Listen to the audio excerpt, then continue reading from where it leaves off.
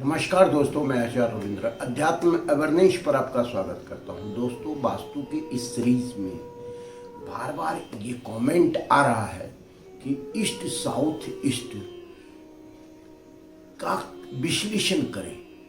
ये कौन सी दिशा है, क्या होता है, कौन सी समस्या ये देता है या कौन सी समस्या का निदान करता है। यह क्षेत्र बहुत ही आपके लाइफ में इम्पोर्टेंट है, क्योंकि कुछ ऐसे निर्माण अगर इस क्षेत्र में कर देते हैं तो ये समस्या दे देता है, और कुछ ऐसे चीज़ का अगर निर्माण करते हैं तो यह आपको हेल्प करता है।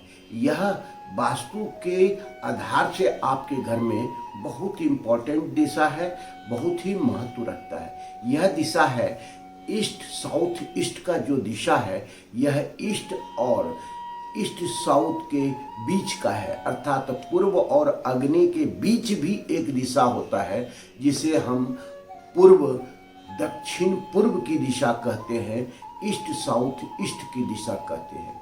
ऐसे 16 जोन में इसको डिवाइड जो किया गया है, यह है चर्निंग का दिशा।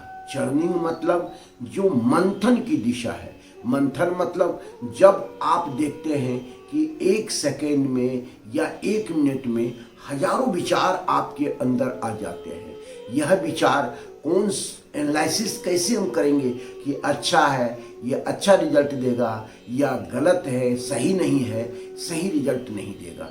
यही चीज को एनालिसिस का दिशा भी कहा जाता है। एनालिसिस का दिशा मतलब विश्लेषण का दिशा। आप किसी चीज को डिस्कवरी करने लगते हैं, खोजने लगते हैं, तो क्या करते हैं, उस पे मंथन करते हैं कि आपको उसका जो है रिजल्ट या निर्णय या सॉल्यूशन किसी समस्या का आपके सामने आ जाए। अगर ये दिशा डिस्टर्ब रहेगा तो आप किसी भी निर्णय पर नहीं पहुंच पाएंगे, अर्थात एनालिसिस करते रहेंगे लेकिन डिसीजन नहीं ले पाएंगे। आपका मंथन चलता रहेगा। यहाँ पर किसी प्रकार का वास्तु दोष उत्पन्न हो जाता है तो आपके दिमाग हर हमेशा चढ़ने लगता है, विचरने लगता है, आप विचारों में के घेरे में रहने लगते हैं। जब आप रात्रि में सोते भी हैं तो आपका दिमाग चलता रहता है, विचार चलता रहता है, सही ढंग से आपको नींद तक नहीं आ पाती है। तो इस दिशा को बैलेंस करना बहुत आवश्यक है। यह दिशा है क्या? पूर्व जो है यह आपका कौन सी दिशा है? यह वायु की दिशा है। यह इसको हम वुड एलिमेंट्स कहते हैं। वुड एलिमेंट्स अर्थात जब आप देखते हैं कि लकड़ी जलता है, वनस्पति जलता है तो आग में परिवर्तन होता है, तो ये वनस्पति और आग के बीच का दिशा है। अर्थात जहाँ से इसको साधारण भाषा में समझें कि किसी पहले जमाने में क्या होता था कि घर्षण करके आग उत्पन्न किया जाता था, रगड़ करके आग उत्पन्न किया जाता था। दो पत्थर के बीच में रगड़न होता था, घर्षण होता था और उससे आग उत्पन्न होती थी। इसका मतलब है आग जो उत्पन्न होने की जो प्रथम दिशा है यहाँ से है। अर्थात यहाँ पर अगर कोई डिस्टरबेंस है, जिस तरह मान रखिए कि गीला पत्थर हो, गीला लकड़ी हो और उसको घर्षण करके आग उत्पन्न करना चाहें तो ये नहीं हो पाएगा, क्योंकि गीला है वह, उसमें पानी का समावेश है, उसमें नमी है। इसका मतलब है कि जो ये दोनों की संधि का समय है, अर्थात ये कहें कि वायु से अग्नि में जो परिवर्तन होगा, यह दिशा डिस्टर्ब अगर है तो नहीं हो पाएगा। अग्नि क्या है, पहले इस चीज को समझें। अग्नि आपका सीधा सीधा आपकी एनर्जी से, आपकी साहस से, आपका नेम ब्रेन से, आपकी ताकत से यह होता है, क्या प्रेरित होता है, अर्थात ये देता है।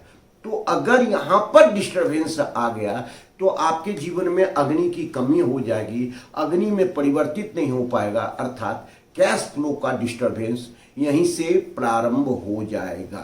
तो यह दिशा कितना इंपॉर्टेंट है, समझ रहे हैं कि संभाल के रखना जरूरी है। यहाँ पर कोई वास्तु दोष उत्पन्न नहीं हो, क्योंकि यह डायरेक्ट अग्नि जो आपके जीवन में परिवर्तित होकर के कैश फ्लो में आता, वह नहीं आ पाएगा।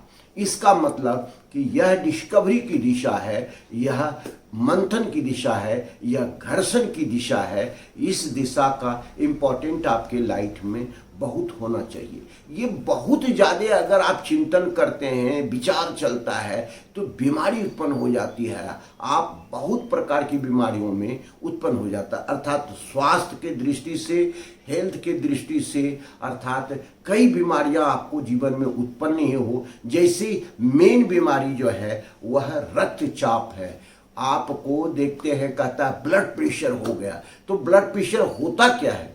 जब भी आपका दिमाग बहुत तेजी से ब्लड सर्कुलेट करने लगता है, विचारों में आ जाता है, गुस्सा आ जाता है, तो ऐसे स्थिति में समझिए कि आपको ब्लड प्रेशर हो जाता है। और ब्लड प्रेशर घातक बीमारी है, यह ब्रेन हेमरेज तक देता है। इसका मतलब हेल्थ की दृष्टि से भी इसको संभाल के रखना आवश्यक है। वेल्थ की दृष्टि से भी, अर्थात कैश फ्लो की दृष्टि से भी इसको संभाल के रखना आवश्यक है। यहाँ पर क्या नहीं होना चाहिए और क्या होना चाहिए, इस पर डिस्कस करते हैं। और अगर यह है तो यहाँ पर इसका उपचार क्या कर सकते हैं।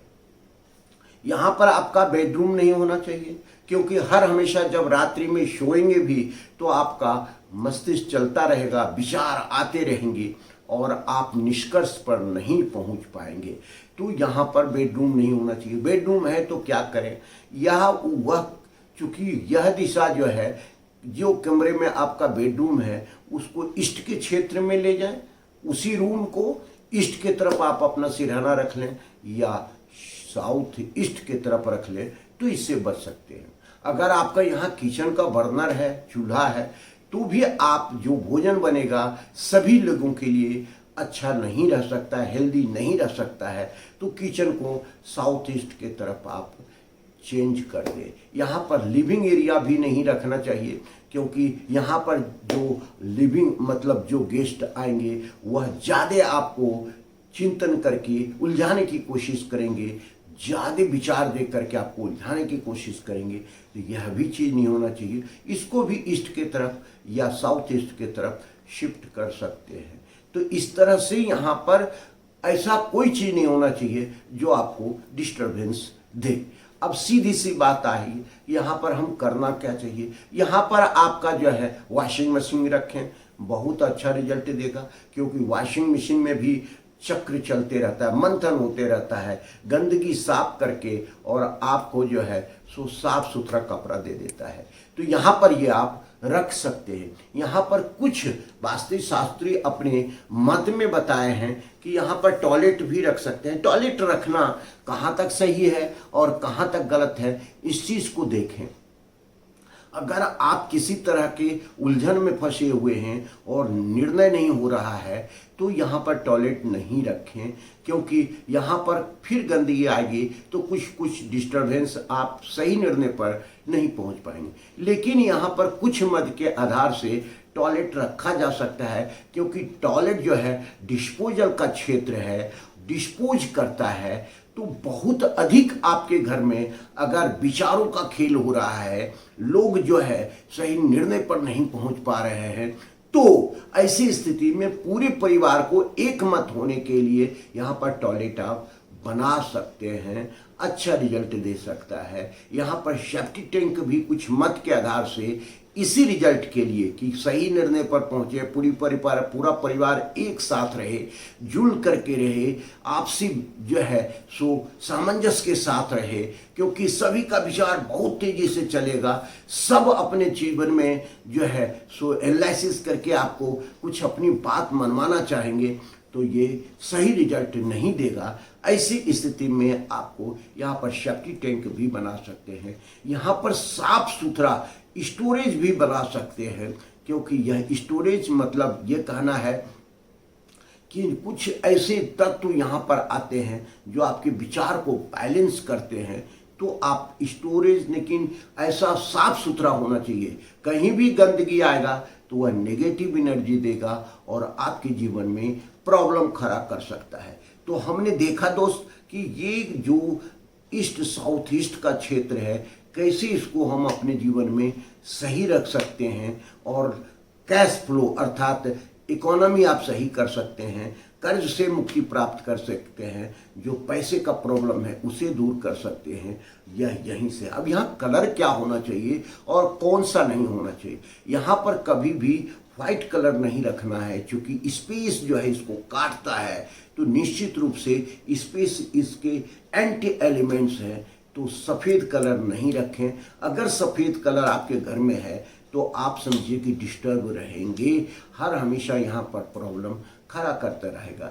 अगर यहाँ पर पानी आ जाए तो हम बोलते घर्षण सही नहीं हो पाएगा, तो यहाँ पर दर्पण भी नहीं लगाना है, नीला ब्लैक कलर भी नहीं लगाना है, यह डिस्टर्बेंस करेगा। देखिए कुछ मायने में अगर अग्नि का तत्व यहाँ ज़्यादा आ जाए या वायु का तत्व अधिक आ जाए तो भी डिस्टर्बेंस है। इसलिए आप ये समझिए कि वाइट कलर के साथ साथ आप ग्रीन कलर या बहुत अधिक मात्रा में ये रेड कलर भी नहीं करें, क्योंकि वो अनबैलेंस कर सकता है।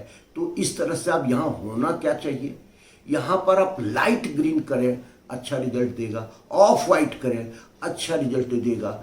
आप यहाँ पर जो है सो कोई ऐसा कलर जो आप कह सकते हैं कि स्लेटी कलर का भी हो सकता है, जो लाइट में हो वो अच्छा कलर दे सकता है।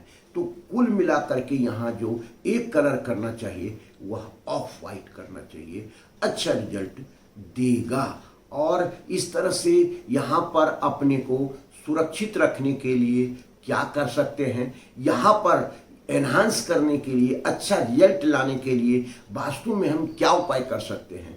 एक आप देखते होंगे कि मथनी का चित्र, जहाँ पर जो है मंथन करके और घी निकाला, मक्खन निकाला जाता है, तो यहाँ पर अगर आप एक मथनी का रख देते हैं, चित्र रखें, चाहे मथनी बना करके रखें, ला करके रखें, तो यह दिशा आपके लिए हेल्प का काम करेगा, अच्छा करेगा, अच्छा रिजल्ट देगा।